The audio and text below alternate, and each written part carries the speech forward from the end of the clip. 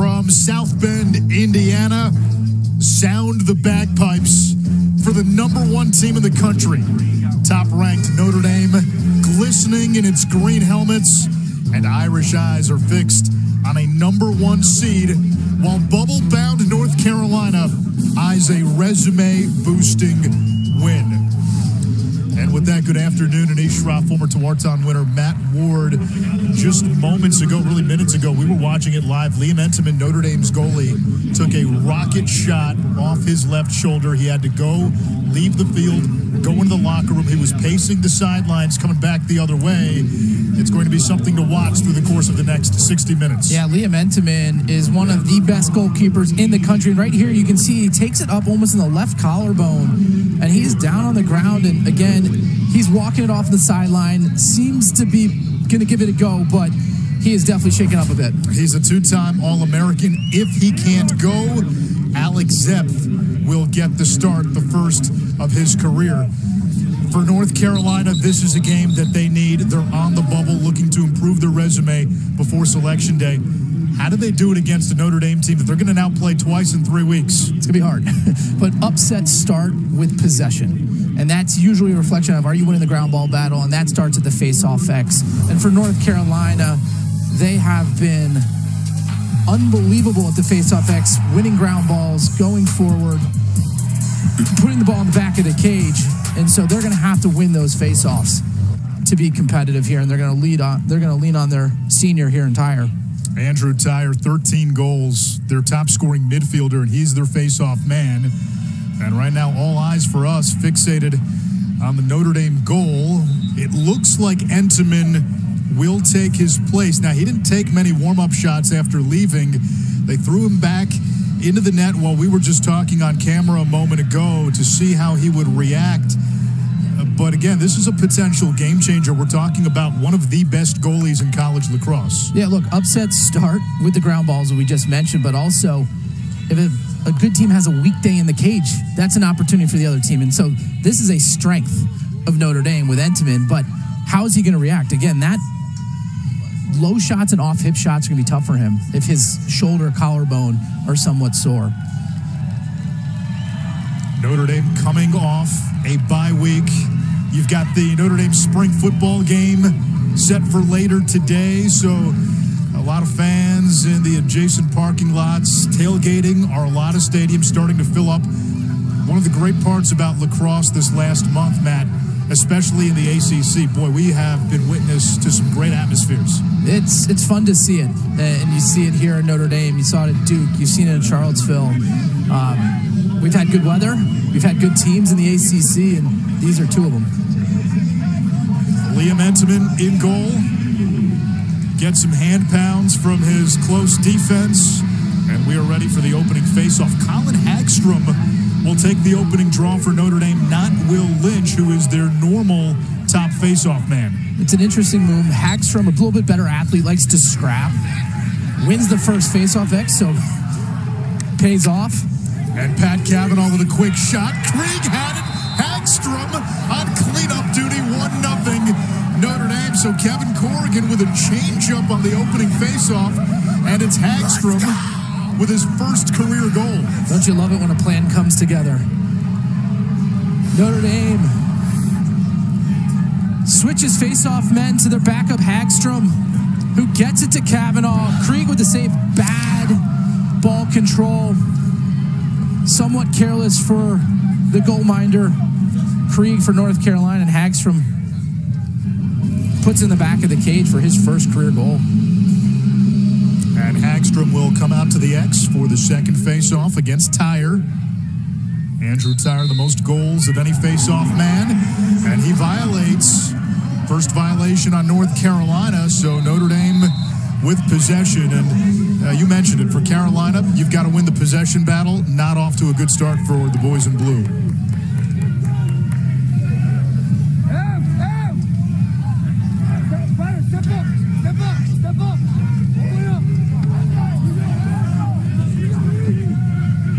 Here comes Eric Dobson down the alley, errant pass off the stick of Chris Kavanagh. And North Carolina with its first offensive possession as they set up the clear. And Joe Bresci's number one concern. The Notre Dame ride, specifically the two Kavanaghs who come at you like piranhas. And look, when you look at the best riding teams in the country, a lot of times it's scheme. It's a 10-man ride. It's doing things a little bit different. Notre Dame, let the Kavanaghs do their thing, right? Like, they absolutely, to me, are the toughest attackmen. They're not the biggest physically, but man, if you pick a fight with them, you made a mistake, right? And they show that in the way that they play. North Carolina a little shorthanded on offense today. Sean Goldsmith still out. PJ Zinzer is out. James Matan, we were told a game-time decision, not getting the start on attack. Dewey Egan in there instead. Here is Egan, big number 21, 6'4" sophomore from California. Now it's Lance Tillman. Tillman gets a step on Colin, shoots. And it's picked up by Quinn McCahon, and now Notre Dame will clear. Carolina likes to ride. It's about a 9.5-man ride as Krieg hedges. Irish have to get it across midfield before that shot clock hits 20. Now they're going to have to hurry. That's failure to advance. North Carolina ball. Quick restart. Here comes Logan McGovern. He leads Carolina in goals, assists, and points. The Bryant transfer. Tough shooting game last week, just 3 out of 12. And for North Carolina, they need to, in my opinion, early on, they've got to prove to Notre Dame that they can take one to the rack and score. Because if they don't do that, Notre Dame's going to slough into the middle and not give them any opportunity in the crease. So North Carolina, where they've struggled, is those one-on-one on offense. Can they find someone today against a very talented Notre Dame defense? They struggled in the 6-on-6 last week against Syracuse. Egan has got the short stick matchup. Egan, question mark, dodge, shoots low, and beats Entenmann. We're tied at 1. And Matt, right before the game, I asked you when Entenmann took that shot off his left shoulder, how could that impact a goalie? And you said, that's offhand. The low shots could be a problem. When you're a goaltender, your top hand, right, is driving the top of the stick towards the ball. So when it's high, there's not a lot of movement. It's those change of directions where it goes high to low, where that bottom hand becomes more relevant. And right there, look, it's a good play by Egan, right? That's a big-time play. It's what North Carolina needs. A nice question mark, changing lane or changing planes on his shot. They need him to, like, to me, he's the big physical athlete that can kind of body up and match up against Notre Dame's defense. They're going to need more of that. We saw him score off the dodge a couple of times last week in the loss to Syracuse. Notre Dame has won all 3 faceoffs.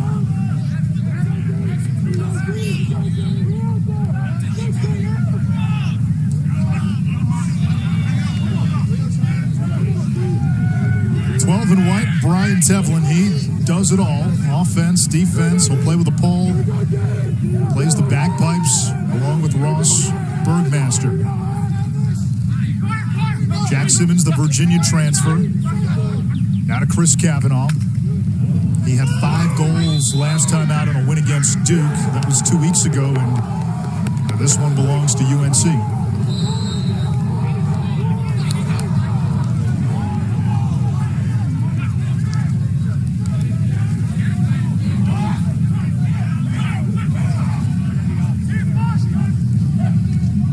Krieg threads the needle on the outlet.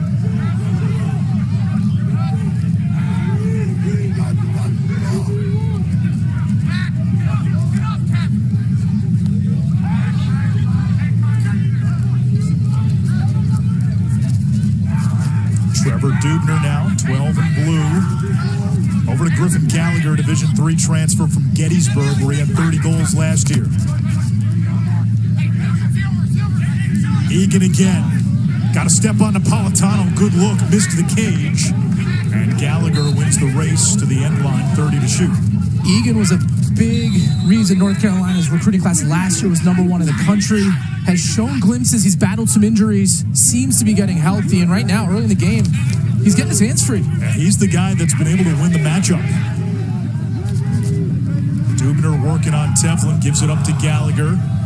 Shot clock coming up on single digits. Now it's Tillman. Conlon stays with him. Tillman finding Dubner.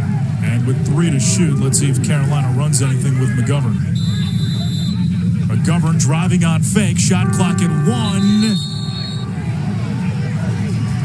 He's lucky that wasn't a delay of game. I think it was. A little late after the whistle. Again, that's, as a coaching staff, that's why you just roll to the corner, right? Because, again, nothing, I don't think, malicious about that, right?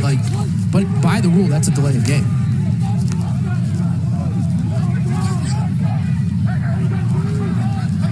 Marco Napolitano has the green shaft to go along with the helmet.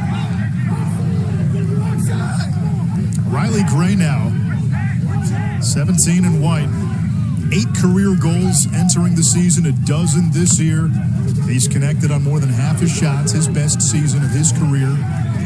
Out there on the midfield with McCahon and Eric Dobson. Paul Barton hounding Chris Kavanagh. And I think Barton's a pretty good matchup for North Carolina on Kavanagh. We all know how good he is as Dobson fires one off the post. But he's big physical, right? And Kavanagh's not going to be afraid, but I think that's a good matchup that North Carolina could feel pretty comfortable in. Barton's dad, Harris Barton, 3-time Super Bowl champion with the 49ers, played at UNC, and we're going to get a trip on UNC.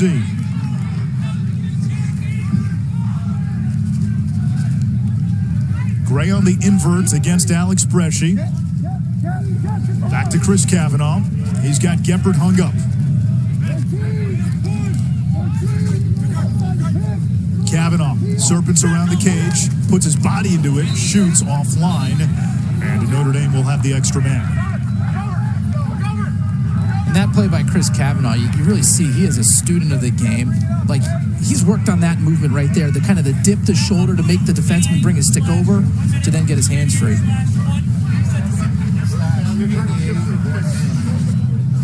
So we can see here Alex Bresci, who Coach Bresci says is really kind of the lifeblood of the defense with the kind of careless footwork and the lackadaisical, and that's a slash. The penalty you can't afford to take in a game like this. Notre Dame has the second best man-up offense in the country, 61%. Only Georgetown better. Here's Dobson. He can stretch the defense. Kavanagh, Notre Dame's all-time assist leader. That's Pat Kavanagh, 51. Chris, 50. That hits somebody. It'll stay with Notre Dame. 35 seconds on the extra man. I think Maher's head's probably ringing a bit there.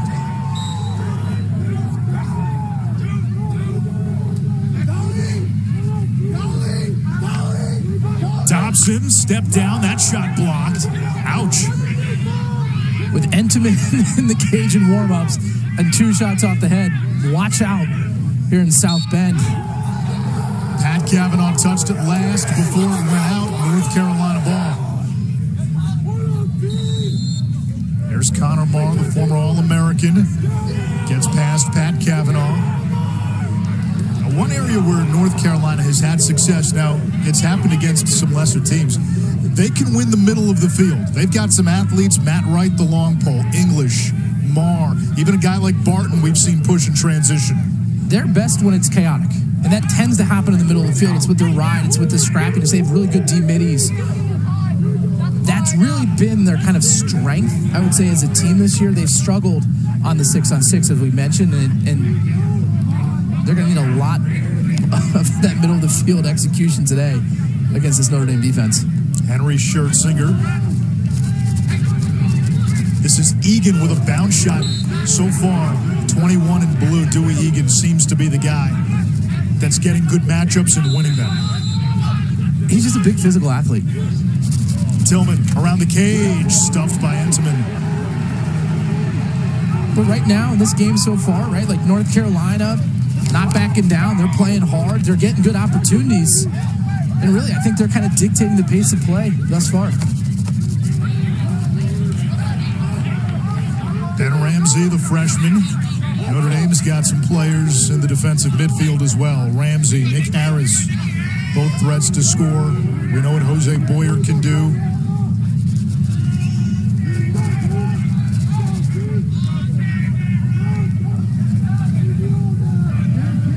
Chris Kavanagh to his brother Pat. Pat Pat Kavanagh guarded by Evan Egan. That's Dewey, Egan's older brother. 8 sets of brothers between these two teams. McCahon wheels down the alley against the short stick. Looking to set the pick for Chris Kavanagh. Irish working a two-man game from X. Kavanagh setting the pick. McCahon, his pass, knocked down by Matt Wright. Comes back to the Irish.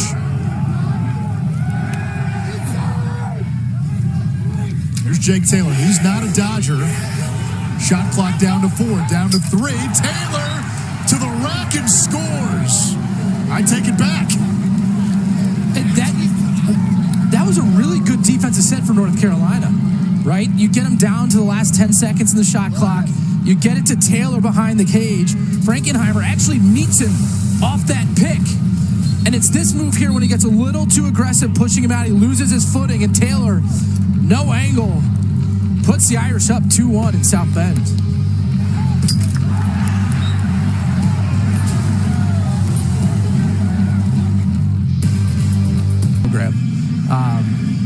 Probably hard to keep them under control given how fiery they are, but man, like they've transformed Notre Dame as a program. I think everyone always thought defense, scheme. Not anymore, right? Since then, they've now had bona fide superstars on the offensive side of the field. We got a withholding against North Carolina, and there's the ride by Pat Kavanagh. Right on cue. Chris is the youngest of all the siblings. There's 6 of them all together. Can you imagine what it was like for him in the backyard? No. But again, I think that it speaks through with his personality and the way that he plays. Here's Pat Kavanagh. Krieg saw that all the way.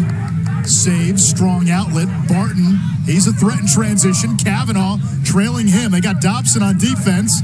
Schwartz the other way. Entman kicks it back toward the crease, loose in front. We got a flag down. It's going to be on Carolina. Now Boyer threading the sideline, trips. Another flag goes up. And we'll clean up the carnage.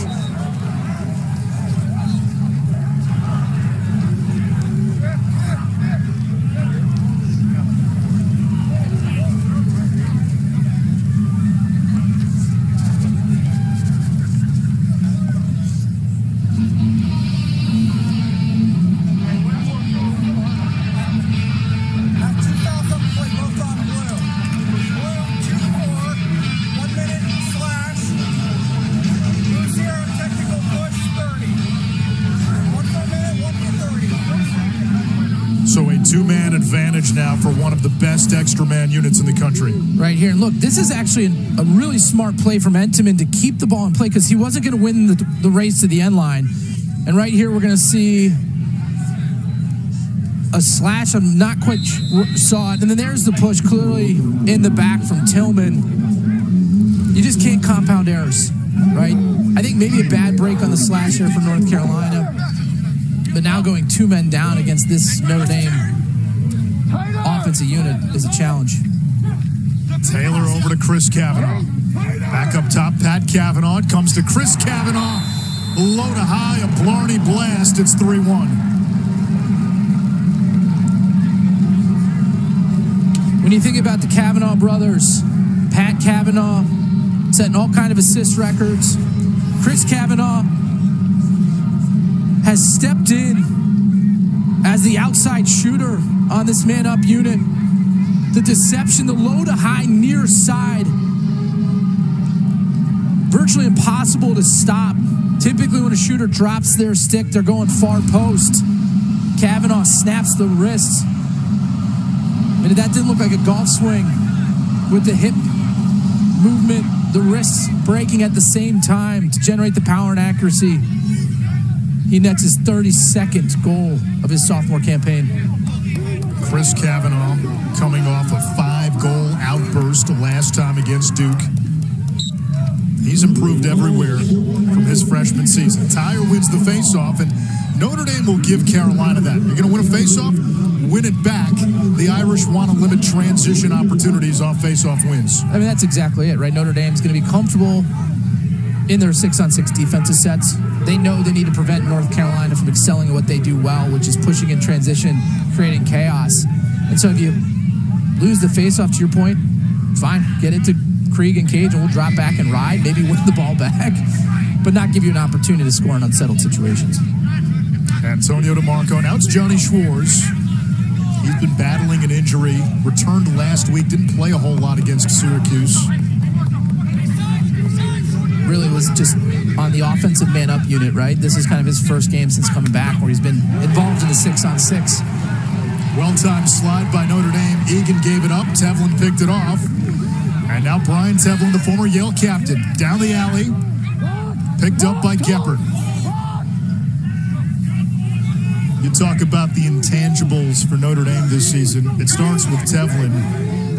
One of the most impactful transfers, does everything on the field, but maybe more so his leadership off the field. He's a captain. A fifth-year transfer is Notre Dame, gets another. Tevlin, again, he pushes in transition, and you typically think, all right, we're coming off the field. He just went sneak mode and stayed on the field, down on the goal line, extended. And North Carolina loses it, but right here you can see Tevlin starts it off with a nice defensive interception. And Tevlin gets rewarded for the great defensive play. A former Yale captain and a man of all seasons. Attack, offensive midfield, short stick D-midi, face-off wing. He'll play the pole when he needs to. And oh, by the way, he and Ross Bergmaster lead the team out on the field. He plays the bagpipes, too. Kevin Corrigan found out when they were recruiting Tevlin in the transfer portal that he played the bagpipes, and all of a sudden said, wait a minute, this is a perfect marriage. Was there anywhere else he could consider going at that point? You don't play the bagpipe really for any other reason to be on Notre Dame's lacrosse team, right? And go. Well, talking to Ross Bergmaster a few weeks ago, he said normally what happens is whoever the outgoing senior that plays the bagpipes is, they will leave the bagpipes in the locker of another player, and you have no idea. And so most guys have never played the instrument before, and if it's in your locker at the end of the season, you're now the next bagpiper. Tevlin had been playing it for a long time. That's a shot and a save. Here we go. Look at Kavanagh's putting on the ground. And get it back in a rifle from Griffin Westlin. 5-1 Notre Dame. This all starts with number 51, Pat Kavanagh. There's no quit. Right here, a nice save from Krieg. Comes out, controls the ground ball. But look, there he is. Out of nowhere, puts the ball on the deck. Krieg is out of the cage. And Notre Dame, Griffin Westlin has the easy part. 5-1. Notre Dame rolling. For the Irish, last week when the committee released its top 10 rankings, not the poll. The polls don't matter anymore.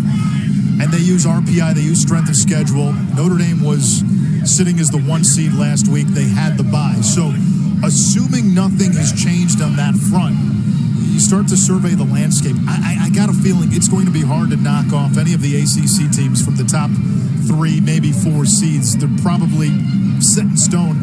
But if you can get the 1, there is a considerable advantage in being the 1 seed versus even a 2 or 3 in terms of getting to championship weekend. Since the tourney expanded in 2003, 18 out of 19 times the 1 seed has reached the semifinals. Look, I think number one, I think getting that first game tends to be maybe a little bit easier than what you're doing as a 2, 3, 4, 5 seed, right? It's all about how healthy you're going to be. Teams get banged up, so if you can get a little bit more rest and you don't have to go to a game that's a back and forth physical affair, like your team's going to be ready in the quarterfinals. And again, look, I think most years you can tell who the number 1 seed is.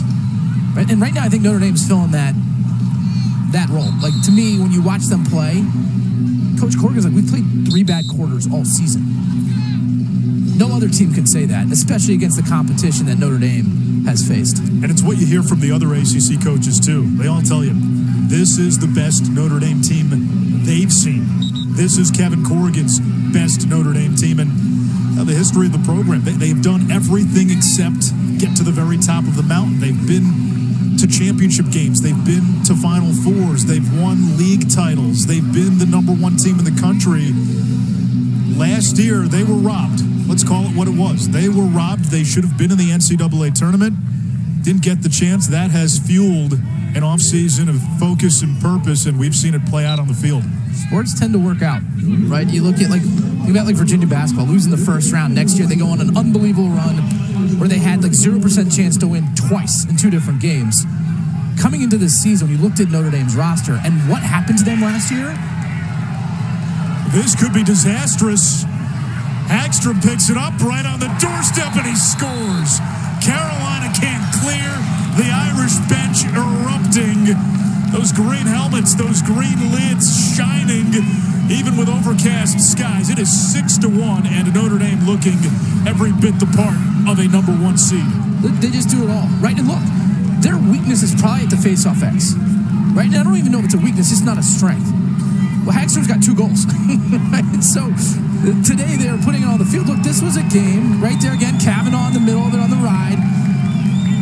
Hagstrom here, your face-off man, stays on the field, picks it up, finishes it 1-0. Look, this was 1-1, and I made a comment. Look, it looks like North Carolina is dictating the pace of play. That changed, right? And it's changed through the hard-nosed, grind-it-out type of play Notre Dame implements in the middle of the field as a riding attack unit. Joe Bresci's big concern this week, 51-50. Forget about the offense and what they can do when they've got the ball. But those two on the ride, and they have impacted this game with the ride big time in this first quarter. And look, I think your mindset there, right? It's like you can only do so much as a defense against talented players. Right, but gosh, like the expectations, you can clear the ball over 90%. And they're just not doing it. And again, the Kavanaghs never take a play off. It's remarkable.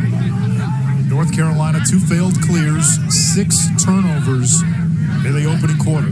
Here's James Matan, the freshman. Was a game-time decision. He did not start. Getting in there for UNC. Now Egan against Marco Napolitano. Well-timed double. Egan ambushed, devoured, loose ball. And we'll get a loose ball push on Notre Dame. It stays with Carolina. The shot clock resets to 60. 1:11 to go in the quarter.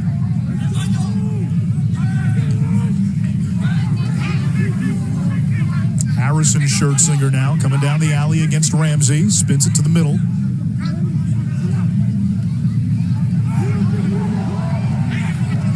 Just not a lot of matchups where you feel like North Carolina is going to make Notre Dame sweat. Egan from the outside. Napolitano altered it.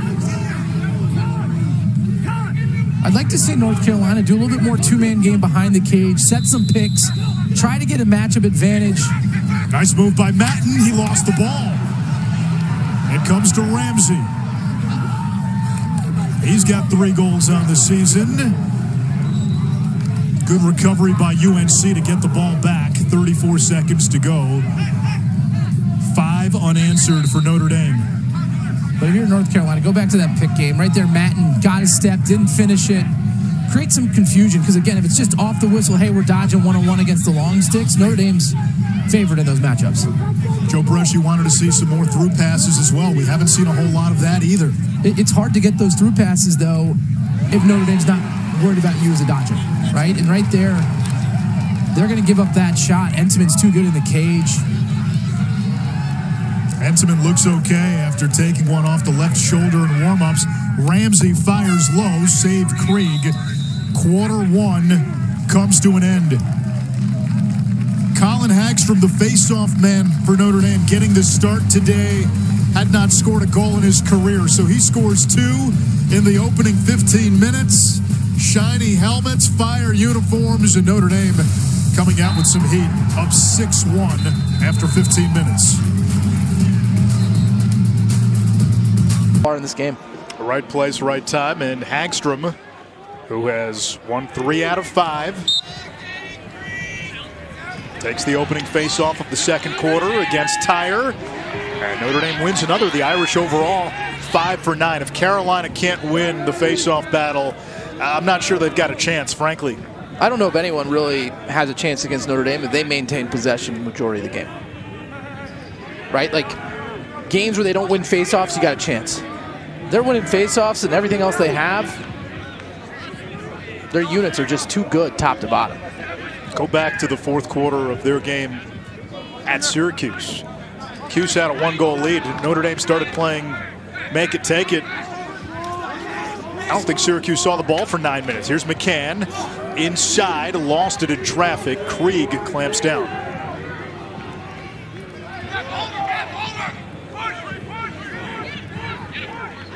The Kavanaghs do not give up. Chris Kavanagh chasing Barton, who gets rid of it to Welford. Harry Welford, grad transfer from Bucknell. Played high school lacrosse in Missouri. Post-grad year at Avon Old Farms in Connecticut.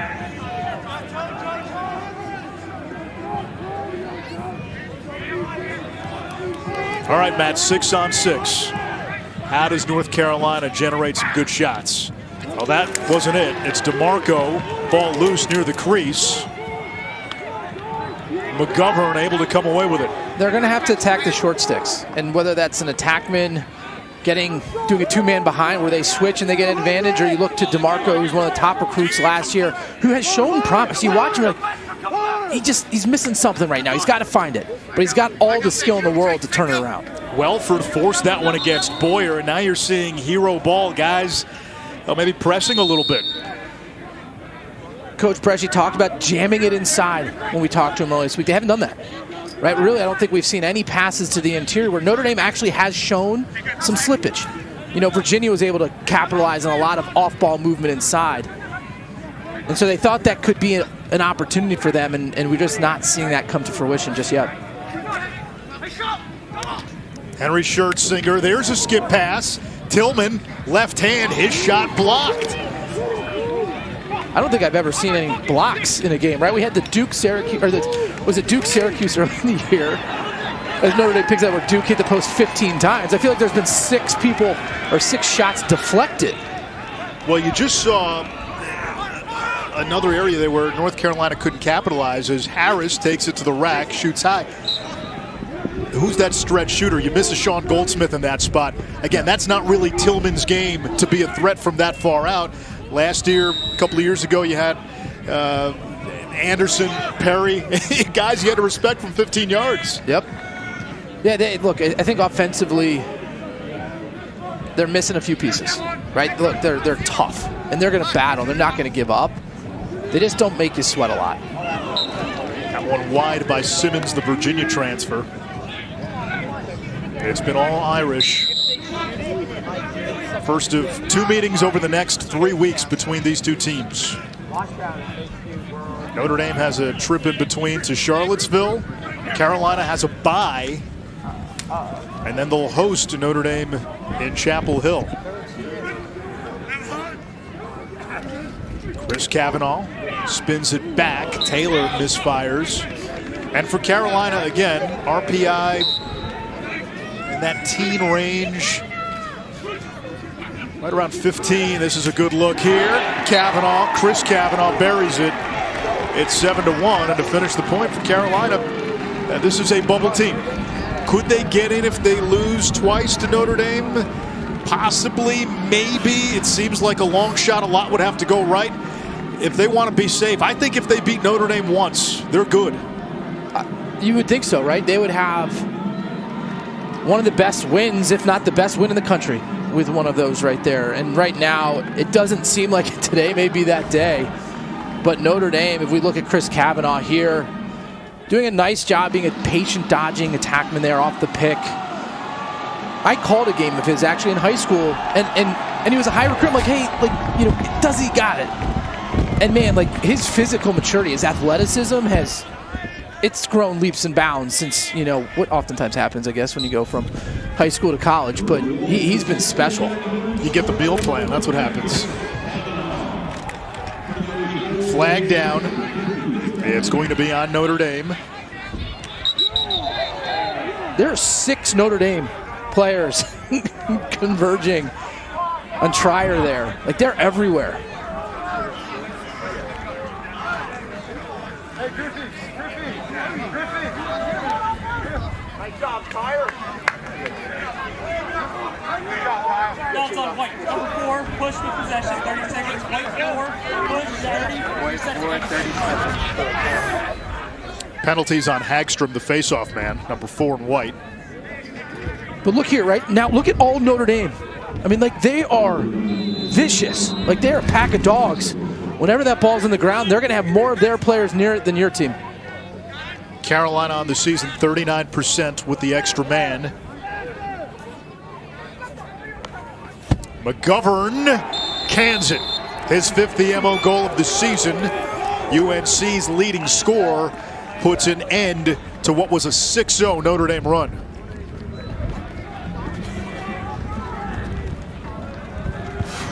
McGovern here, nice job. Feeling out Notre Dame's defense. They're slow to slide.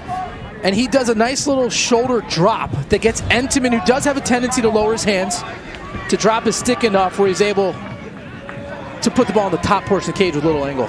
McGovern, a young man who battles cystic fibrosis, a rare disease that impacts cells that produce your mucus, sweat, digestive juices. And he's worked a lot with Boomer Esiason's son, Gunnar Esiason, as an athlete advocate. Gunnar Esiason famously was also born with cystic fibrosis. And what they do, Matt, they've encouraged living an active lifestyle.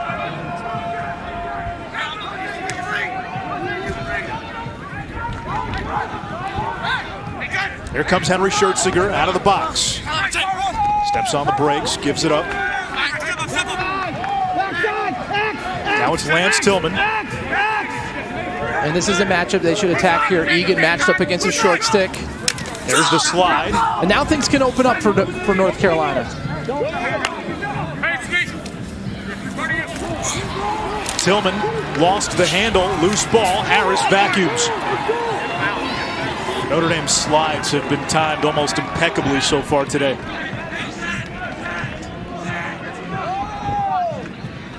Nick Harris getting healthy in the bye week. Didn't play in the win against Duke 2 weeks ago.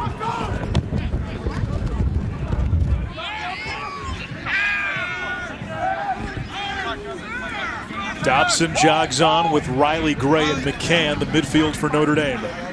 And Dobson picked up by Evan Egan, who did a nice job for most of the game on Joey Spallina last week. Dobson drew the double, didn't get anything on the pass. Loose ball, Egan off the ground. Into the stick of Ty English, and he can go. He's having a breakout season, part of that rope unit. Now Alex Bresci, Carolina, again, that was an opportunity maybe to go unsettled. Instead, it's a 50-50 ball. Notre Dame has won the ground ball battle handily, out of bounds. It will stay with UNC, 9:23 to go in the second. And I'd love to see Ty English. I think he's got unbelievable potential. Great athlete in the middle of the field, great offensive skills, playing him as a D-midi. Like, he is built for this North Carolina program, and I'd love to see him push a little bit more in transition, maybe try to be a little bit more aggressive in those opportunities, because he has all the talent.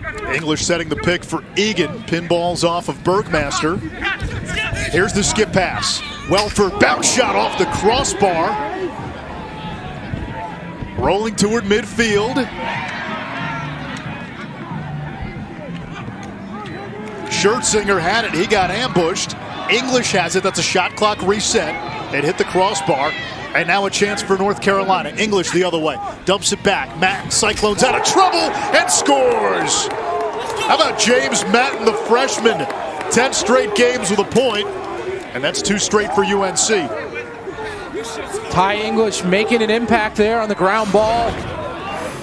Pushing in transition. Right here now he draws. Right, Notre Dame now has to commit. And then Matan, the key there, he doesn't stop his feet. Oftentimes the point man, to their detriment, catches it with their feet stuck in mud. Matan there does a nice job. Just fluid, right? I mean, how smooth did that look there from the freshman? You said it earlier. North Carolina thrives in chaos. Look, I called the Duke game earlier on this year, and they were down big. And they went on a run in the middle. They were down, I think, by about the same amount they are right now, and got it back to a 1-goal game. right? All through chaotic behavior in the middle of the field. Chris Fake, another Yale transfer, former Ivy League Defensive Player of the Year.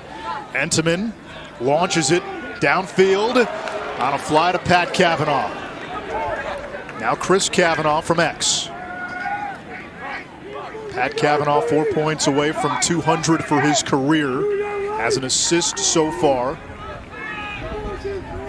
He should have 3 assists with those ground balls caused on the rides, right? I know it's not going to go on the score sheet, but hockey assist. Look, I think the best players make an impact even when they're not lighting up the scoreboard. And I mean, that's Pat Kavanagh every week. Every week. And it usually is the scoreboard too, but had 8 points against Duke.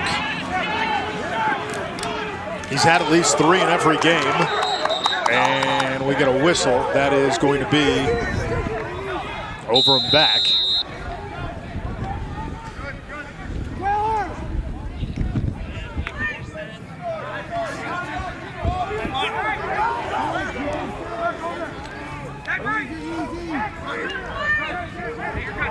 Egan goes to work on Napolitano. Egan's got one of the 3 Carolina goals. Matan picked up by Chris Colin, Holy Cross transfer, who led the nation in caused turnovers per game 2 years in a row.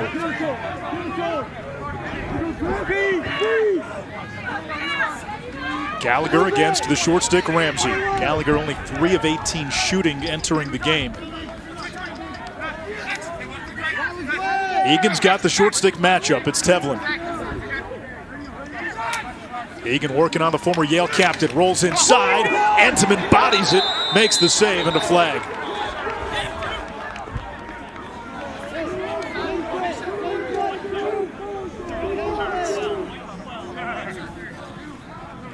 We'll get a push on Tevlin.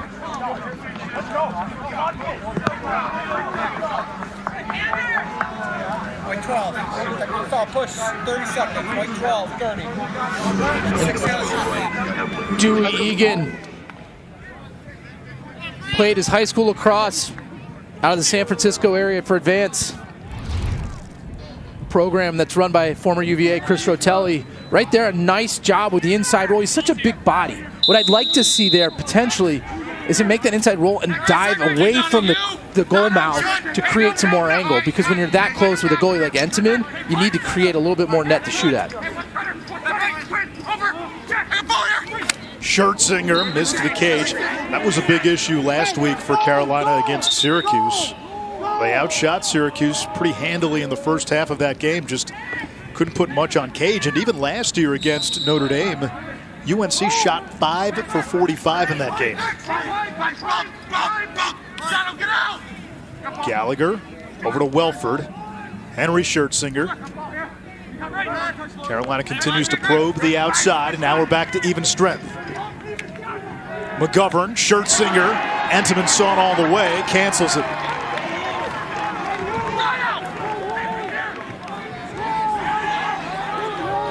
Now Notre Dame against the UNC ride.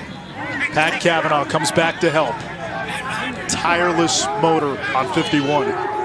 Kavanagh. That's a low grounder. Geppert, the Brown transfer, scooped it, lost it. It's Chris Kavanagh who comes up with the GB. And a timeout by Kevin Corrigan, 5:36 to go. Probably wanted to rest his 2 Kavanaghs who were playing a little defense. Notre Dame out in front by 4. Got 2 of the best in the biz. And being able to play a little bit of defense, a little bit of offense. I'm going to bet at least one ends up on the Redwoods. That's where all the Notre Dame players go.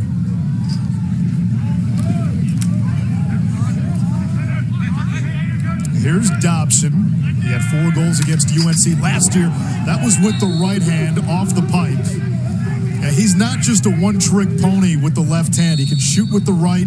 He's become a much better passer.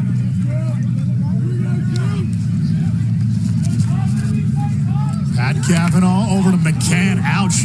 People are getting hit. There's going to be some welts and ice baths afterwards. They have a cryo center around here. It's the Midwest. You can just step outside.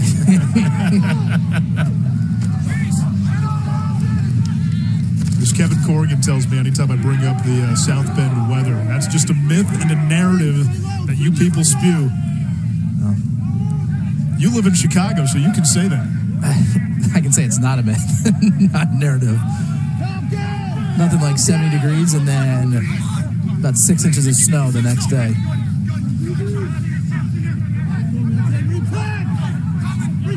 This is Ryan Levy.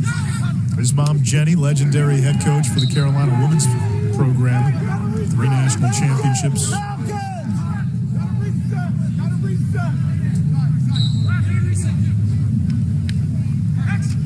Dewey Egan working on Chris Fake. Gallagher against Harris.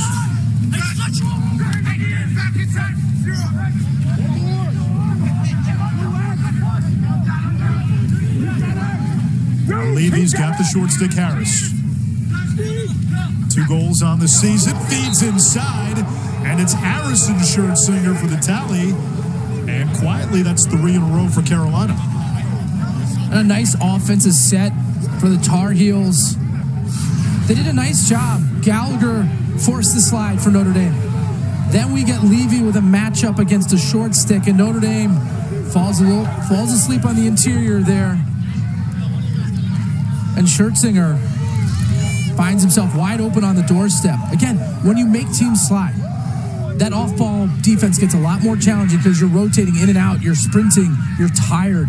It opens up a lot for the offense. And that's the first time today, really, when Carolina has made Notre Dame pay for sliding.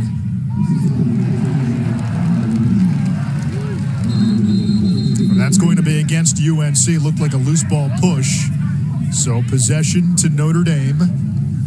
Less than 4 minutes to go in the first half. It was 6-1 Notre Dame after 1 quarter. Carolina on the bubble. Helped last night with Rutgers losing.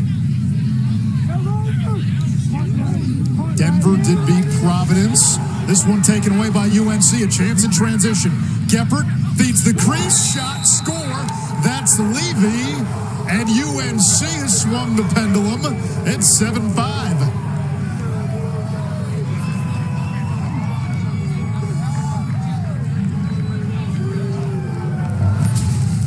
North Carolina in the midst of a 4-goal run,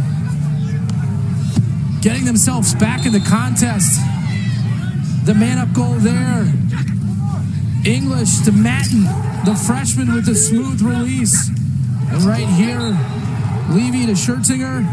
And then in the middle of the field, a nice job in transition. Notre Dame sloughs off the low wing. Levy gets it, gets his hands free, takes 1 step up the field. He gets the 4th in a row for the Tar Heels.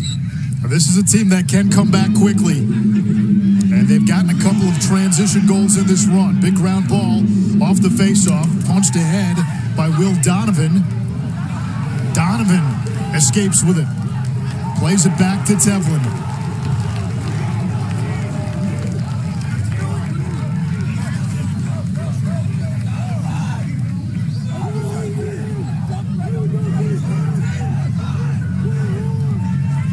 Second to midfield, Tevlin, Jack Simmons, and the 6'4" sophomore, 26 in white, Jalen Seymour from Long Island. Tevlin, inside roll. Faked out the goalie, hit the pipe. Race to the sideline. Kavanagh was sandwiched. That was Pat. Somebody lost a stick, and that's going to be a procedure call, playing without equipment. It belongs to UNC. 2:43 to go. There's a chance for UNC to maybe even draw even. They've got the momentum before halftime. Outside a few minutes where they made some bad mistakes in the clearing game, North Carolina's been solid. They played a good game. DeMarco fights his way through a triple team. What's changed for UNC? Look, I think it's possession of the ball, right? They've cleaned up their clearing errors. They're battling a little bit more on the ground balls, but it's the offensive patience that they're doing, and they're making Notre Dame work a little bit. Right? They've identified the short stick matchups. We've seen Levy, we've seen Egan. Right? They're not trying to have McGovern run by fake. Levy has had a hand in the last two. Bouncer. That one got the stick of Entenmann. It resets the shot clock. And DeMarco will trigger from X on the invert. And they will adjust DeMarco's helmet. DeMarco will dodge against Ramsey. Matan's got a goal today. Pedals to the middle. Matan stops. Bouncer offline. Backed up by Egan. Plenty of time to shoot.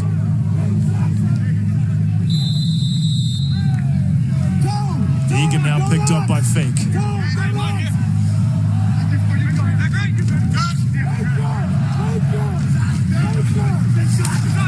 Matan and Colin exchanging body blows. Matt lowers the shoulder.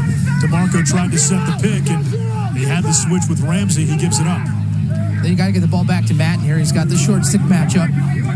Good time for North Carolina to attack. Almost a penalty against Ramsey. Matan backing him down. Almost a warning off on Matan. Had the ball for a long time. Now it's Egan. Fires. No good. 8 to shoot. DeMarco will trigger it in. Terrific defense by the shorty Ramsey. It was a heck of a stand there by Ramsey, a freshman. DeMarco looking for the cutter and Schertzinger. That's a shot clock violation. And this will be a quick restart for Notre Dame. And this is a problem here for North Carolina.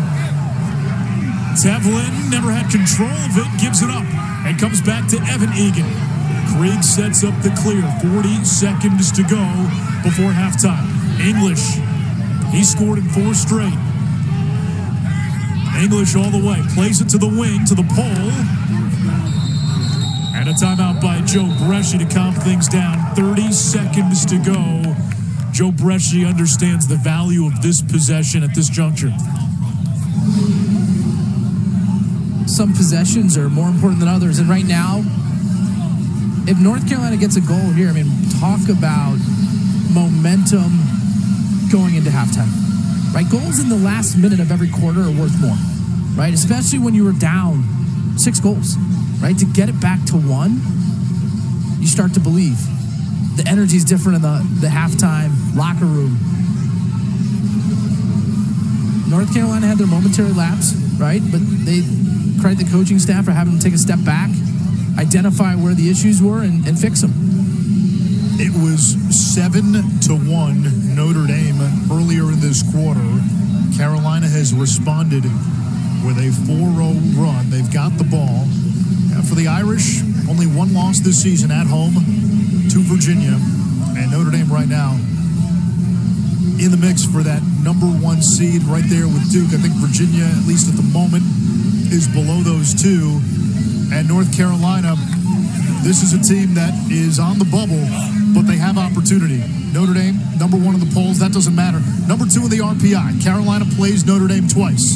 If you get one of those when you start looking at the bubble, Carolina already has a Johns Hopkins win. If you beat Notre Dame at least once, that's 2 top 5 wins, something Rutgers doesn't have, something Syracuse doesn't have, something Villanova doesn't have.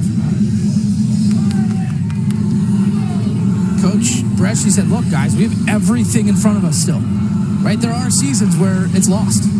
Not the case for the Tar Heels here. They are playing for their playoff lives. And it's showing.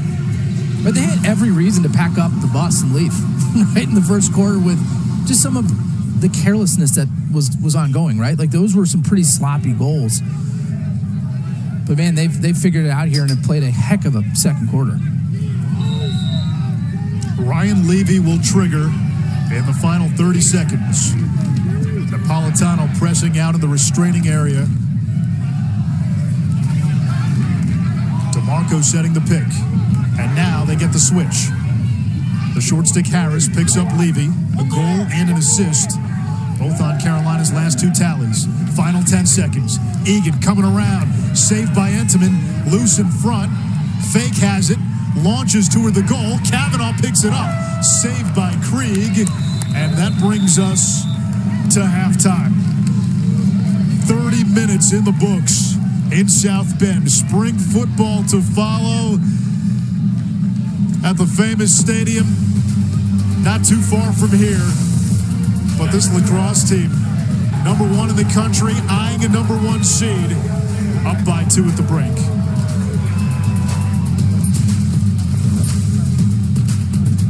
Levy buries in the unsettled situation. Possessions between quarter 1 and quarter 2. A stark difference. In that first quarter, Notre Dame +7 on shots. Carolina +7 in the second quarter. Tar Heels have not had much transition off of any face-off wins, and face-offs pretty much even. Dangerous throw. Connor Maher, the former All-American, brings it in. Carolina will go to work on offense. First midfield is Antonio DeMarco, Harry Welford, and Henry Schertzinger. And the rain has started here in South Bend. Tillman 4 assists last time over to McGovern. His man-up goal started the 4-0 spurt by UNC. And look for North Carolina to go back to identifying the short stick matchups. Now Notre Dame slid. Now they're going to have an opportunity. Tillman against McCahon. Not much on the shot. McGovern the backup.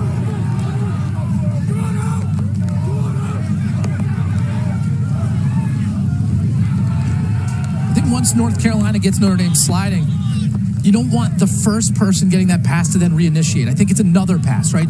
So it's a dodge, pass, and then reattack, because then you're really shifting the side of the field, which makes it more challenging on the defensive side. Two-man game again. McGovern and DeMarco. Now Schertzinger.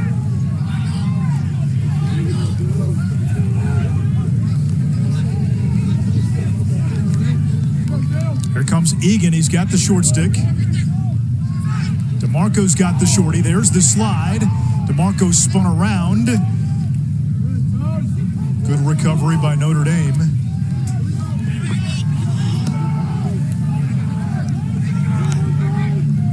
Egan again with the short stick. Ramsey coming around X. Over to Schertzinger. Shot fake. Jump shot. He passed up. Now 15 to shoot. Tillman to Schertzinger from the wing. No angle. Shot clock into single digits. McGovern. Save. Entenmann. Notre Dame's defense just did not yield that opening. And look, North Carolina was patient on offense. I mean, that's a good quality shot. Yeah, McGovern, probably your best offensive player with his hands free. And look, I actually love that shot. The goal is open. Entenmann. They got to get it over. This is going to be a shot clock violation. Now an opportunity to push here in transition. Get your eyes up. Entenmann retreats into the cage. One more. Here's Tillman. He's got Egan on the doorstep. He shoots instead. And it's Tevlin winning the race to the end line. Notre Dame ball. A missed opportunity there by Carolina. Schertzinger missed Egan. There was one more pass opportunity there, and he would have had a 1-on-0 with Entenmann in the cage. Credit Notre Dame for getting back in the hole, making it a tough decision, but one North Carolina wishes they could have back.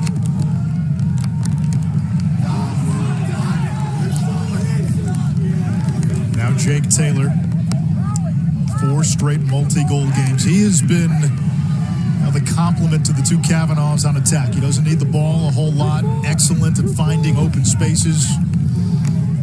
And the Kavanaghs seem to do a nice job of finding him. Now that's what changed for Notre Dame last year. They put Taylor into the starting lineup at attack. They didn't lose. They didn't lose. They've lost once since he's been in the starting lineup in the last 2 years. Chris Kavanagh off the deflected pass. Quick release. And the back up to Gray. Rain continuing to come down.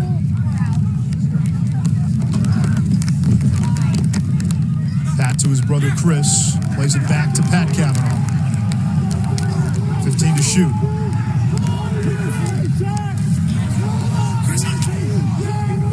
Shot clock down to 6. Dobson, he's got to go. Shoulders into Egan. Chris Kavanagh. And that's a shot clock violation. Rain again starting to really pick up here at Arlotta. Another player hit in front of the cage. Tevlin.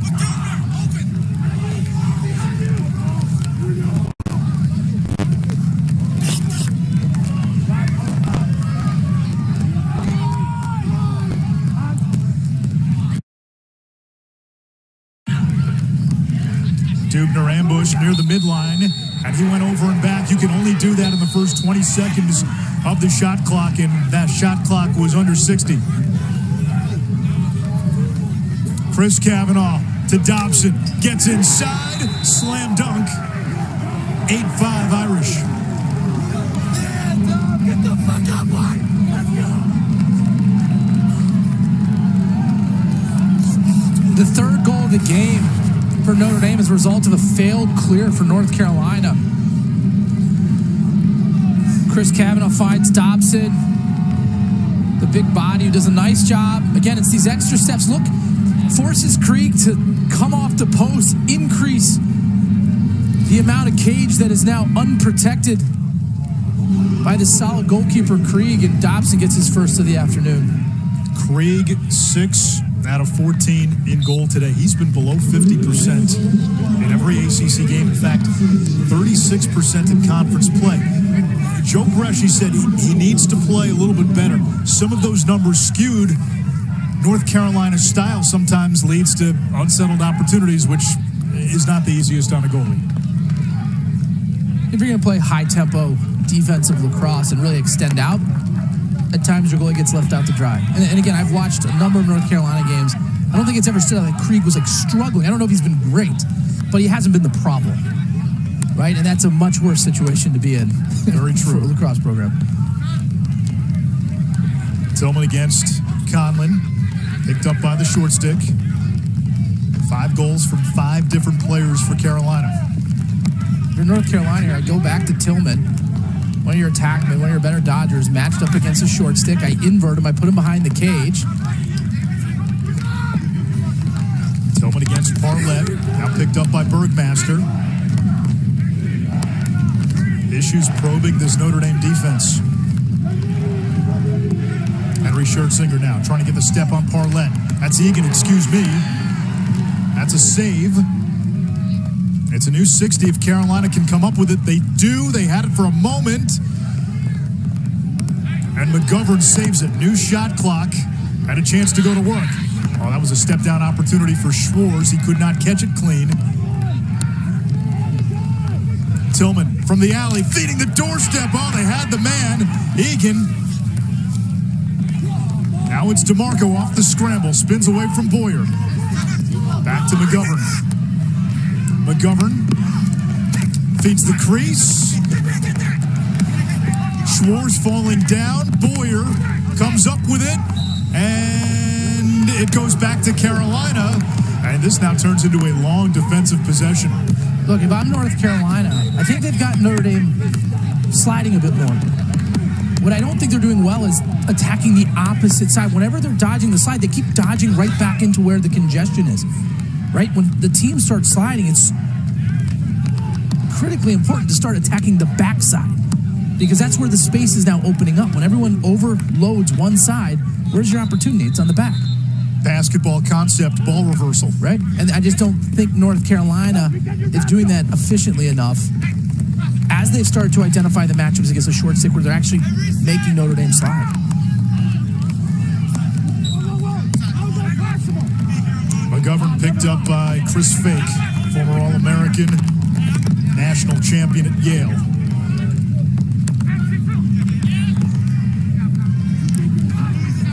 Tillman goes to work on Parlett, gets the step, picked up by Ramsey, finds Egan right on the doorstep.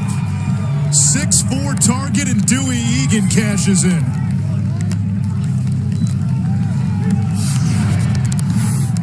That was a good possession for North Carolina. A long possession, right? This is a tired Notre Dame defense. Basically 3 cycles of the shot clock had wound down. And a nice athletic play from Egan, showing the soft hands.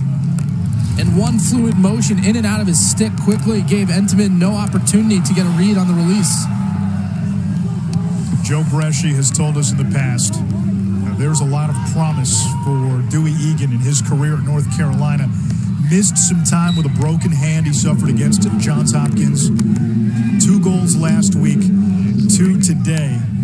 It's late in the season, but if that's a piece that is starting to scratch the surface and realizing his potential, that's another weapon for Carolina. They're having trouble with the clear here. Emerson Schertzinger just gets it across with a second to spare. We made the point earlier in the game that if Trier's winning the faceoff going back towards the goalie, Notre Dame's like, yes. Like, they're making it really hard. Hold on a second, Matt. The weather. Snowing? What happened? It was 55. We didn't need a jacket when we showed up. What happened? It's called the Midwest. This is what I live with. Wintry mix now. It was rain a moment ago. Matan whiffs. It's picked up by Colin. Took a big hit from Levy. Loose. And Tillman, cat-like out of the cage. I mean, this is just the spring. You know, this is what we were used to. My son's touch football game last week. It was 70 the day before. On Sunday, it was 36 and raining, and none of the kids finished the game. They were all crying. I mean,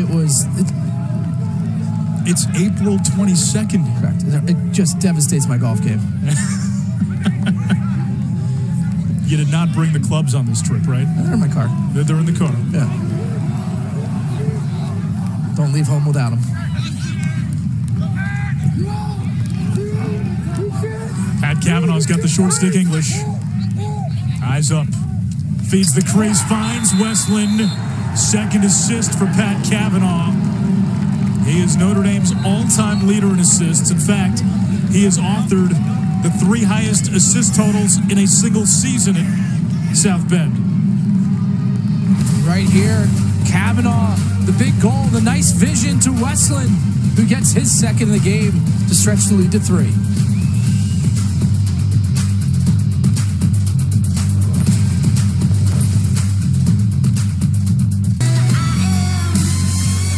First round of the ACC Women's Lacrosse Championship begins tomorrow. We've got a doubleheader. Of course, we will see Carolina beginning Wednesday at 11 a.m. Eastern from Charlotte, North Carolina. And Ryan Levy, his mom, Jenny, the legendary head coach for the UNC women's team. She coaches Team USA, 3 national championships. Ryan's dad, Dan, played men's lacrosse at Carolina. And hey, Ryan Levy had a big part in this Carolina comeback, assisting on one, scoring another. It was a 7-1 Notre Dame game at one point. It's 9-6. Pat Kavanagh to Griffin Westlin for the last tally. And we mentioned Andrew Tyre needed to have an impact on this game. Has not had a chance to do that at the face-off X. He wins that one. Technically a face-off win for Carolina. What happens? Notre Dame rides it back. It's unbelievable how they just converge on the ball. I mean, there was 4 within the blink of an eye. Tyre turns around and is like, you're not going anywhere. You were engulfed. It's why face-off numbers, especially when the opponent is Notre Dame, it doesn't tell the whole story. Notre Dame, most of the time, they haven't had great face-off numbers, but they're still able to win the possession battle because of what you just saw. No question, they are the best team in the country on the turning the face-off into a scrap. Chris Kavanagh to McCahon, saved by Krieg. We need a better metric, because what you see, and here we go, here's the ride. It's Kavanagh and Barton. Krieg pounces to come up with it. Now he works the sideline. Flips it across to Schwartz. Carolina will run. Schwartz all the way. Nobody picks him up. Tillman saves it. And now Tillman scampers out of the cage. Krieg retreats back in. McCahon. Skip pass. Gray brings it in with one hand. Flag down. Chris Kavanagh puts his hands up, signaling pump the brakes. It's going to be an offsides here on North Carolina. Carolina's got 7 guys on defense. At this point, you might as well keep them out there. Dobson. Would have been something if he scored 6 on 7.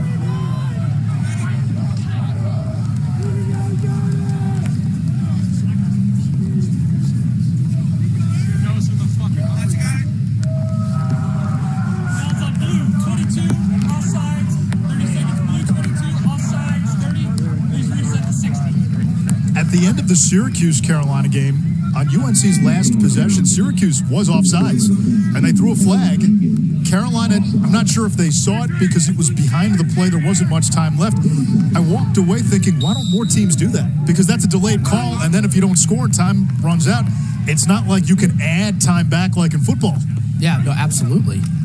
All about the moment, the time of the game. How about Jake Taylor? Did you have Jake Taylor with 2 dodging goals on your bingo card? No. Definitely one was not a dodge on a man up. But Taylor does a nice job here ducking underneath. Right, Westlin over to him now. North Carolina extends on the man down. And then a nice job walking the tightrope, staying outside the crease, diving away from the goal mouth. Do you see that little bend at the end? It just creates so much, and it's subtle, and it has to do with his balance and his understanding of how to maximize his shooting efficiencies. Jake Taylor, when he plays, he scores multiple goals. He's done it in 5 straight. He missed the first 3 games of the year, coming off another torn ACL. Tore his ACL playing box last summer. Last year, he joined the team late, coming off an ACL in the other knee. And Carolina gives it right back to Notre Dame. And if I'm North Carolina, Tryer's winning the faceoffs. He's got to try to pop it forward. Going backwards isn't working anymore. Right? They're unable to break this Notre Dame ride.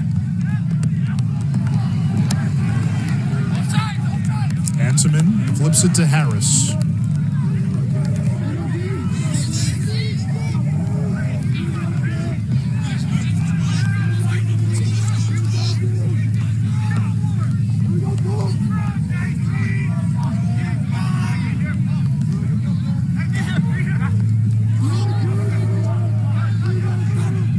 Tevlin feeding Taylor. That's more of what you expect from him versus the dodge.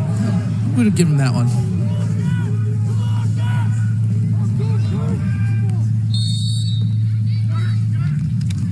Chris Kavanagh gets free. Serpents around. And Krieg able to clean up.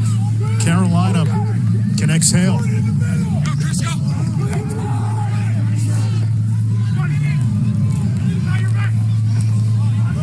English able to push transition. Notre Dame back.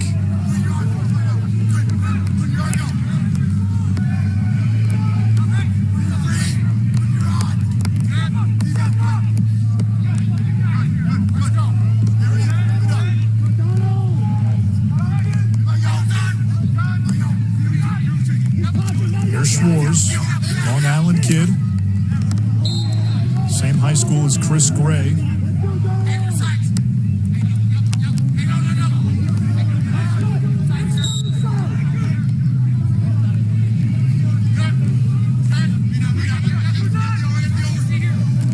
The 6'3" Matan. Over to Welford.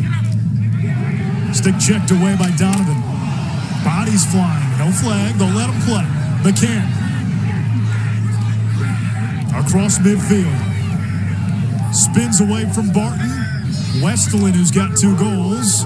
They tried the old hidden ball. McCahon over to Pat Kavanagh. Steps into one and cashes it in.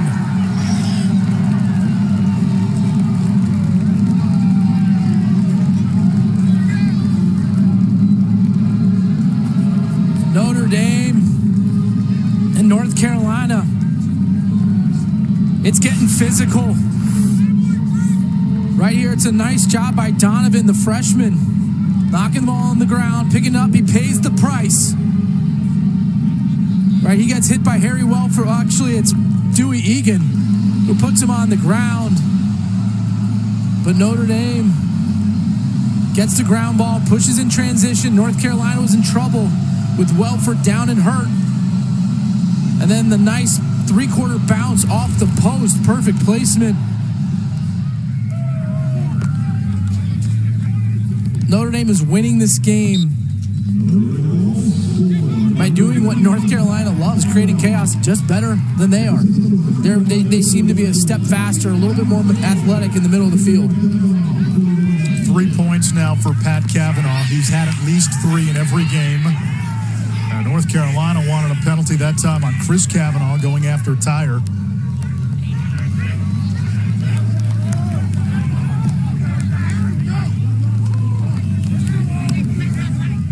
rain has let up. The wintry mix has gone away. Give it 5 minutes. Okay. You know better than me.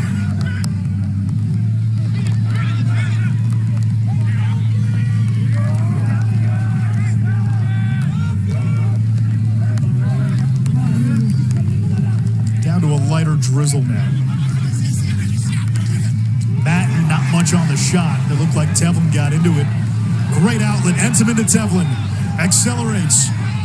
Into the box. Over to Pat Kavanagh. Spins away behind the back. Oh, even his misses. Even his misses make you pause. In that instance, I think he actually had a better shot with his right hand. But you want him to do it because it opens up so much more in the other opportunities, right? And like it's just so fun to watch him play. The skill, the talent that he has. And again, like his freshman campaign, right? Good, but didn't have like the dramatic stuff that he does now. And then all of a sudden, sophomore year, wow. And it's kind of the same for his brother Chris, right? Freshman year, very good. Now it's great. And they're doing things that you just don't think lacrosse players should be able to do, and they do it on a consistent basis. If you saw the relaxing piece with Kark at halftime, their inspiration growing up, the Thompson brothers, Lyle and Miles, and they tried to imitate and emulate in the backyard. Of course, their older brother, Matt, who I hear is here today. Great inspiration. One of the all-time greats to play for Kevin Corrigan. Pat Kavanagh to Chris Kavanagh, side of the net. Krieg cleans it up. Outlets to English. Can Carolina run? Final seconds. 2 seconds. And time ran out. I'm not sure English knew how much time was left. We've said their name a lot. We often do on a Notre Dame broadcast. Kavanagh. Chris had an assist. Pat had an assist. Pat had a goal. Almost had a SportsCenter top 10 one there. Syracuse.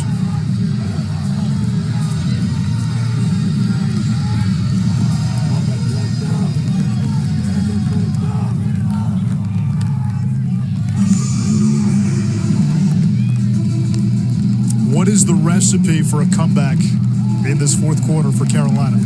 You have to avoid the trouble that you've created for yourself in the clearing game, right? They've had 5 failed clears. 4 of them, I believe, have resulted in goals. That's the difference in the game. Yeah. Right?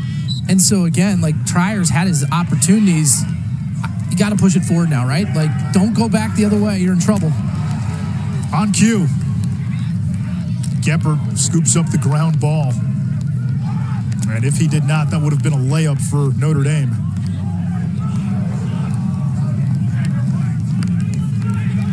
Shenanigans from Maher and Schertzinger. It's Maher who has it.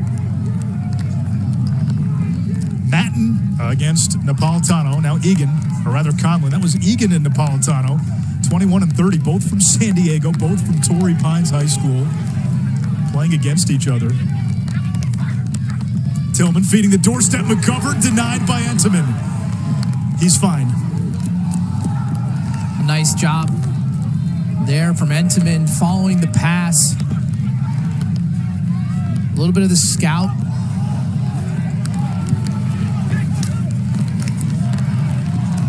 Big ground ball. It's Maher off the scramble. Carolina, can they push? They need to capitalize on this right here. Egan had a steam. Big right hand by Dewey Egan. He's got himself a hat trick. It's 11-7. If North Carolina can make this game chaotic, they got a chance to come back. They've got to make up for the goals and the lack of clearing. And how do you do that in transition? Right there, nice job, both poles. Dropping down on Taylor, and now they push in transition. Notre Dame slow to go. And let's just look at this placement. That form is perfect. Peppers the far corner. Dewey Egan, his first career hat trick. 5 goals in 2 games. Now can Tyre do it? Yes. Wins the faceoff. We have some confusion here now. I think I think North Carolina came out of the box too early, but there was a hold procedure on North Carolina prior to that. Yeah, the weather's definitely better now. See, you waited 5 minutes. You called it, my friend. Whatever it is, ABC 7 Chicago, if you need a new meteorologist.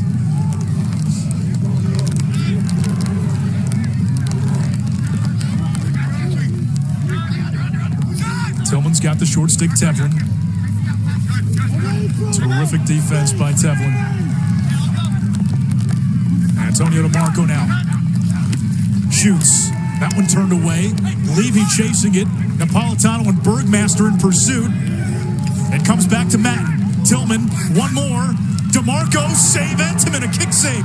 Another 60. Matan with a shot. Entenmann is there again to veto.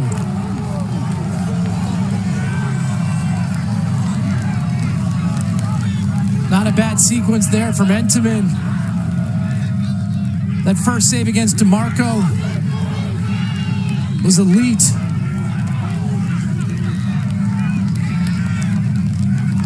Matt, when you played and you're trying to come back and you get looks like that and the goalie stands on his head, is that demoralizing to an offense? Deflating, yeah, for sure. Right? Like, you need everything to kind of go your way. And again, he didn't do anything wrong there, but you walk away with nothing. And when players make great plays, it's tough to overcome that, especially with the mistakes that have been made. Chris Kavanagh's got the short stick, Ty English. Let's see if Carolina slides. Kavanagh coming around X.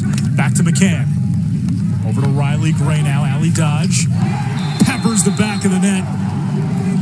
12-7. It starts with the Entenmann sequence on one end, and then Notre Dame makes Carolina pay on the other. Right here, we had a nice back-to-back save from Entenmann there on DeMarco, then on Matan.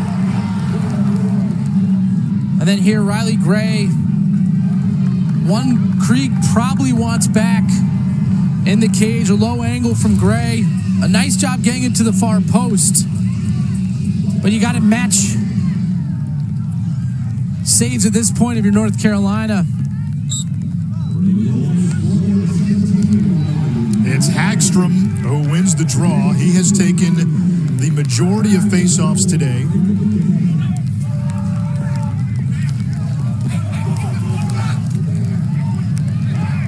Matt, if I told you the stat ledger has Carolina winning 15 out of 24 faceoffs, it doesn't feel like it, does it? No. I mean, look at the Notre Dame team. Like, again, not great at the X.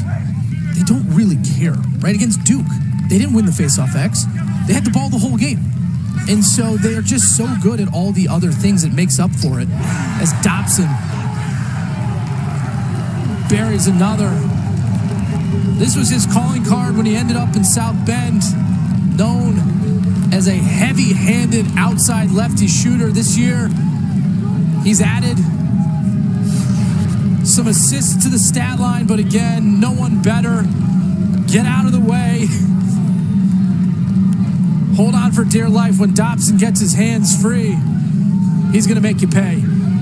6'5", 235 from Fleming Island, Florida. And you can't give him that much time and that much room. Will Lynch now taking this face-off for Notre Dame. Carolina switched it up with Graham Schwartz, the senior. And the Irish have it. We come up on 11 minutes to play. Later today, Virginia and Syracuse. Cavaliers have a loss to Maryland. They lost twice to Duke. They looked like a juggernaut early in the season. Syracuse, meanwhile, young team, a lot of freshmen. Finn Thompson, Joey Spallina, Michael Leo had the game winner against UNC last week. That's a team that's starting to grow up, and they've got a goalie who can steal a game for you. He can steal a lot of games. He has been...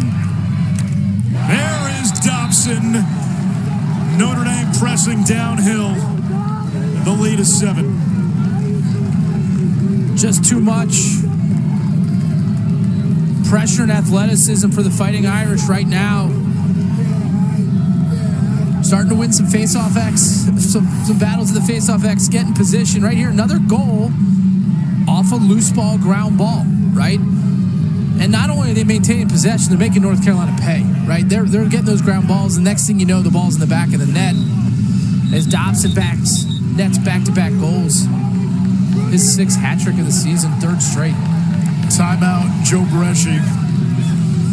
Dobson had 4 goals on 5 shots against UNC last year. 3 more today. The lead for Notre Dame is 7. Some of the more they don't have a lot of experience, but with Kirst and Tom, like they're playing better, right? It's gonna be a tough matchup for them, but I do think that Syracuse is heading in the right direction. Remember Syracuse early in the year too, almost beat Duke. That game went to overtime.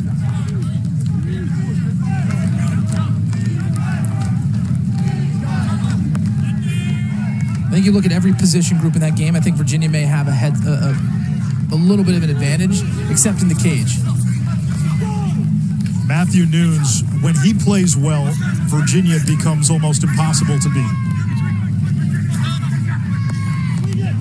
And in fairness to him, part of his game is what he does in the clearing game. It's not all saves, but I go back to the Maryland game. Kark and I called that one in College Park, or rather in Charlottesville. Well, that was a game where that game was decided on goalie play.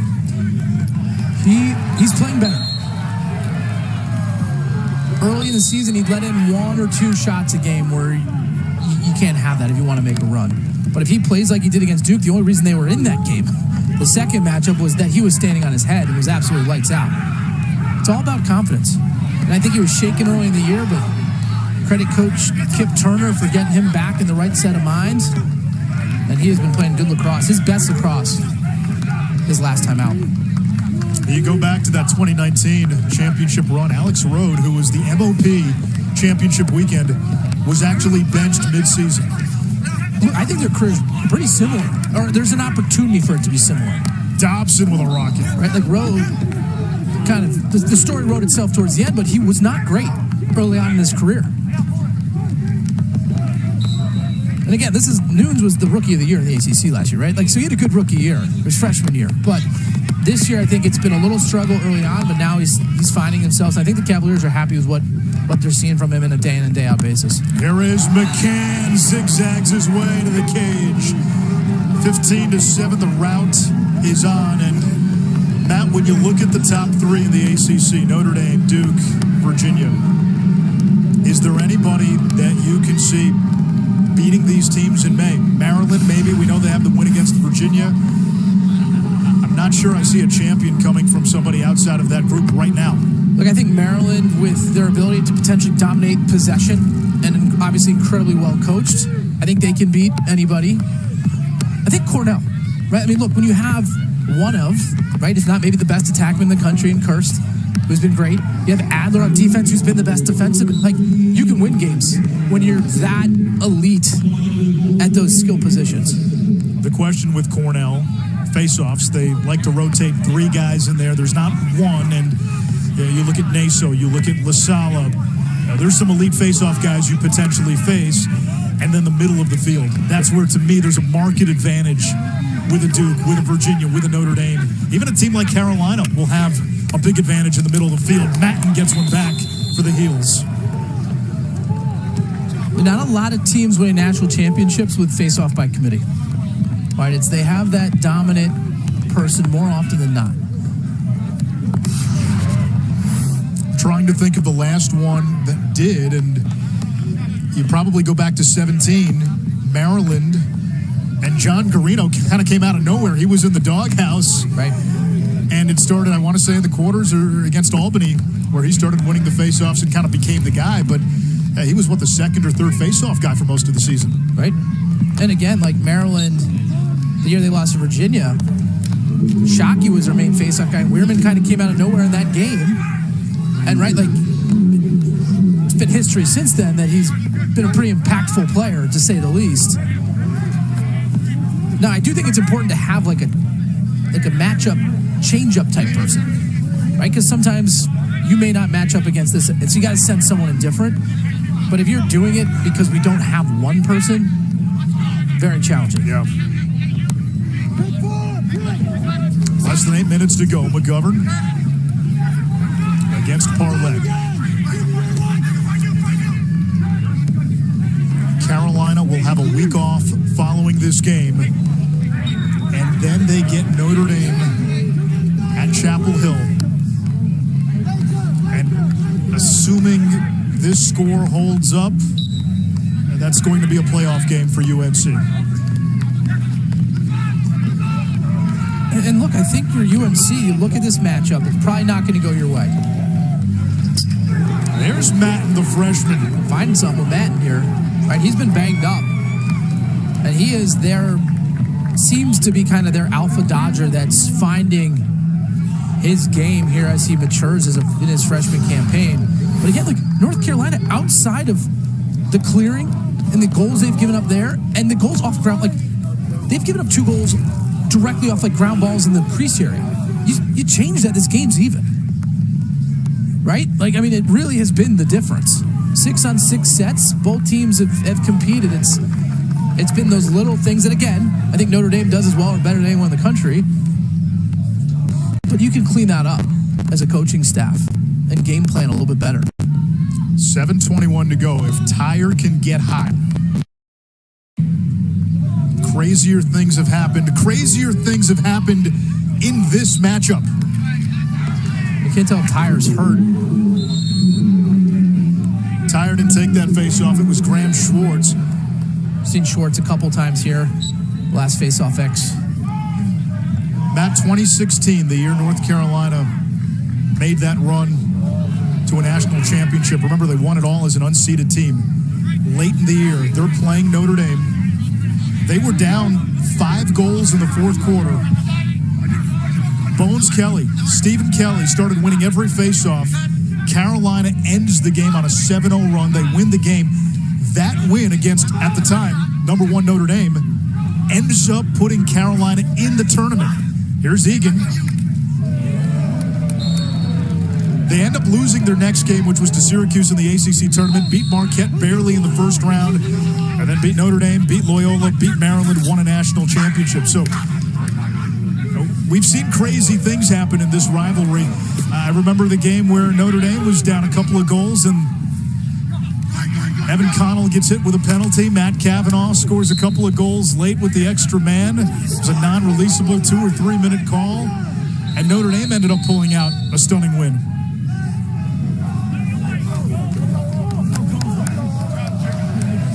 Do I see sun now? This is the weather. This is the weather in the Midwest, and this is what happened in 2016. North Carolina, number 16, very much on the bubble like today. Notre Dame, number 1 team. Irish rolling 15-10 with 10 minutes to go. By the way, the score right now is 15-9. There's Stephen Kelly off the faceoff, scores the goal. That put UNC ahead. Carolina would win 17-15, and nobody thought at that time that was a national championship team. It turned into one. That was an amazing run for Carolina. Kind of found themselves late in the season. Again, 10 minutes away from their year being over. You look at the resumes for the teams on the bubble. Carolina has a top 5 RPI win. They have a win against Johns Hopkins, which has looked better and better since that win. It was on a Tuesday early in the season, back on the 14th of February. Villanova, last check, they're in a dogfight with Marquette. There's not a lot of margin for error for Villanova. Rutgers lost last night. Denver, which has a head-to-head against UNC, beat Providence. And if the Big East is a 2-bid league, let's say Georgetown and Denver, Denver's going to have the head-to-head against UNC, which goes a long way. Yeah, but so does 2 top 5 wins, right? And so, again, North Carolina, especially if Villanova falls to Marquette, they're in overtime right now. They can get a win against Notre Dame, right? Which is a huge task. Start there. Their resume is pretty solid. For those of you anticipating the start of Syracuse in Virginia, the start of that game will be on ESPN News. We will join in progress once we finish up in South Bend. Matt, we've seen it all with the weather today. it feels like there's a puppeteer somewhere in the sky pulling strings. We had wintry mix, we had rain, we had the umbrellas out. It was nice when we walked into the stadium, and now the sun fighting its way through the clouds.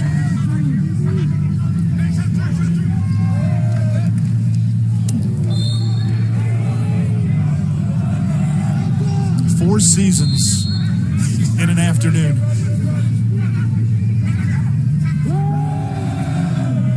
McGovern, his pass picked off by Tillman.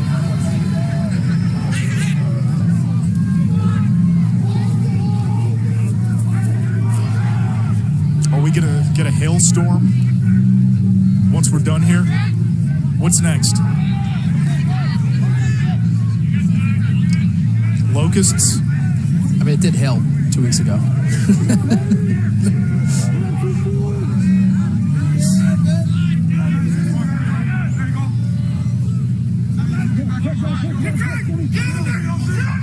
There is something about this campus and Four Horsemen, so we'll leave it at that. Here comes Chris Kavanagh.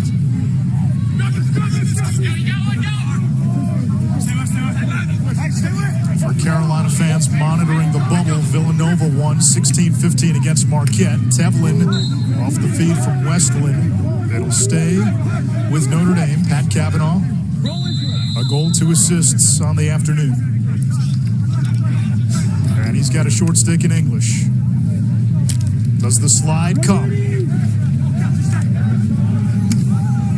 English staying with him so far.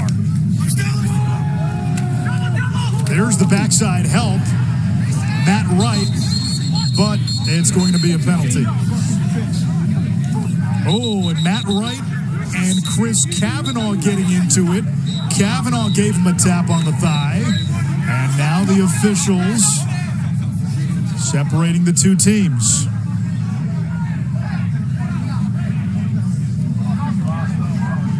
Now, some of these ACC games have gotten pretty chippy the last few weeks. You got that clipboard?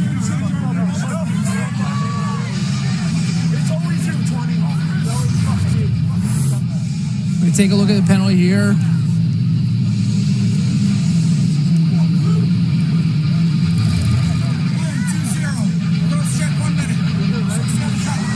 I think Chris Kavanagh, quite frankly, lucky to not be in the penalty box. And if I'm the coaching staff, I get you're sticking up for your brother, but coach, like, and that's in a tournament, and you're going to go man up, and then you retaliate because he gave that little check to Matt Wright's leg. Not gonna hurt him here, but that's just a small thing that could make a big difference. And so it's a nice opportunity for the coaching staff to. As good as those two brothers have been this season, if you're going to nitpick, and again, it's hard because part of it is in their DNA. These guys are hockey players. There's that built-in toughness. They're not going to take anything from anybody, but they've been penalized at times. And you don't see attackmen typically leading your team in penalty minutes. But on the flip side, it's probably where they get so many ground balls. Outside the face-off men, they lead the team in ground balls. Jeffery, Ricciardelli, second man-up goal of the season, 8th goal overall. And the Irish extend to 16-7.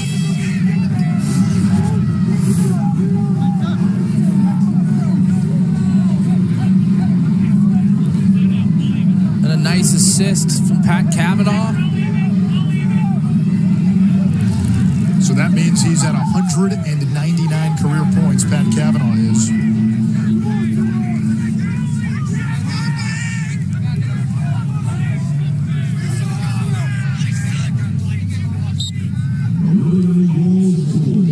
Schwartz out there battling with Hagstrom. It's Wright off the wings. Harris, trail check on Schwartz. It comes to Notre Dame, Bergmaster. And there you go again. Face-off won by Carolina. Possession to the Irish.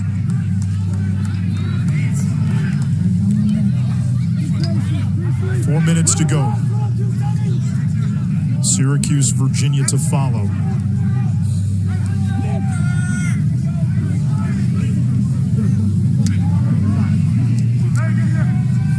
Two weeks from Sunday, The NCAA tournament field revealed.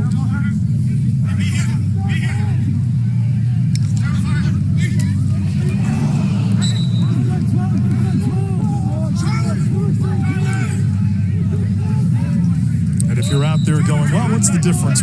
One seed, 2 seed, does it matter? The real answer is yes. A 1 seed has never lost in the first round. A 2 seed has lost 5 times. Since the tournament expanded, which was starting the 2003 season, there have been 19 NCAA tournaments since then. 18 times the 1 seed has reached championship weekend. The 2 seed, 9 times. The 3 seed, 10 times. Significant advantage historically in being the 1. The only time a 1 seed did not get to the semis, 2011, Maryland knocked off the 1 seed Syracuse in the quarters. That was the year where the top 4 seeds all failed to reach championship weekend.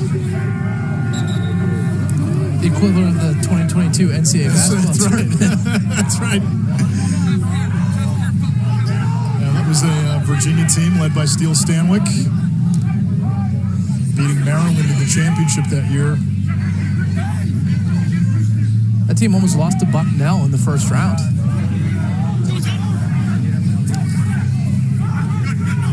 DeMarco all the way. Nobody picked him up. I'm watching the Big Ten, how it unfolds. That Big Ten tournament's going to be wild, wide open.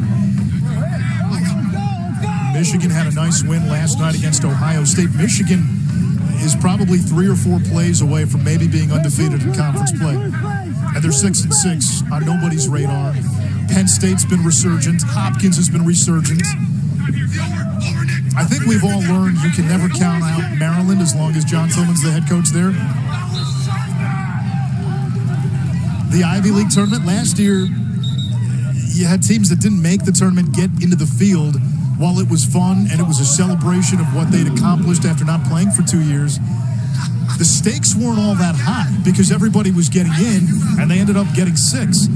This year they might get 2, maybe 3. I think the Ivy's a 2-league team this year. If you look at it, you know, I don't. Right now we look at this. The Ivy at 2.5. I mean, I thought there was a moment, right, where the Ivy League could have been a 1 team. I mean, when Cornell lost to Harvard, I didn't know. I was like, okay, it wasn't a good day. And UPenn lost to Brown. And Brown is interesting. Brown hosted the Ivy League tournament last year. They had a bunch of players out. They get them back, different team. Right. Again, the committee, RPI, strength of schedule, that doesn't account for how your team changes. So now Brown basically becomes minesweeper in the league. You get too close to Brown. Well, Cornell's in, right? In my opinion. I think agree. Cornell gets Cornell's in. So if they win the tournament, AQ. Who's the second team that's going to get in? Penn's going to be helped by strength of schedule. Okay. Yale has banked some pretty good wins. To me, I think it's Cornell, Yale, Penn, the 3 that are in the mix. Yale's had also like a terrible run in the middle of the season too, right? I know that doesn't get factored in a lot, right? But to get blitzed by Cornell and Penn the week before. They're definitely playing better now, Yale. New goalie in for Notre Dame, it's Alex Zepp.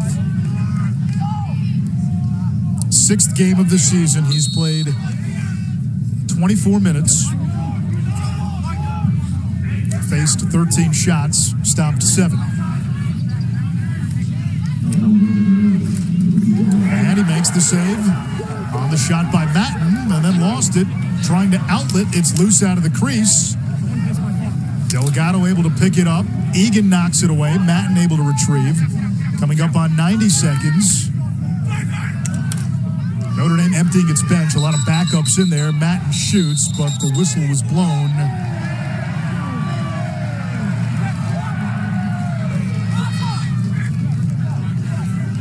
I didn't see what they called there, Matt. It was a procedure penalty, which I don't know what the infraction was.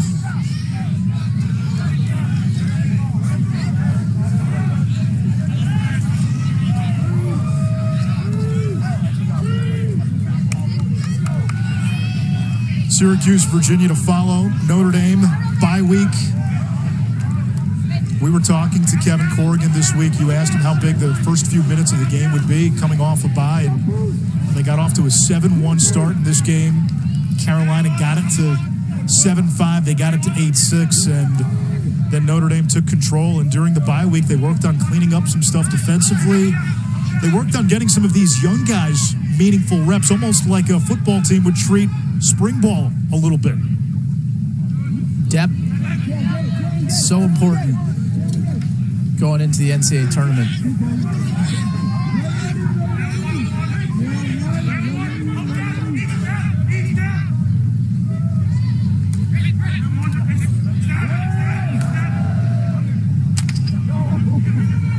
Seymour. That shot stopped. Final 12 seconds in South Bend.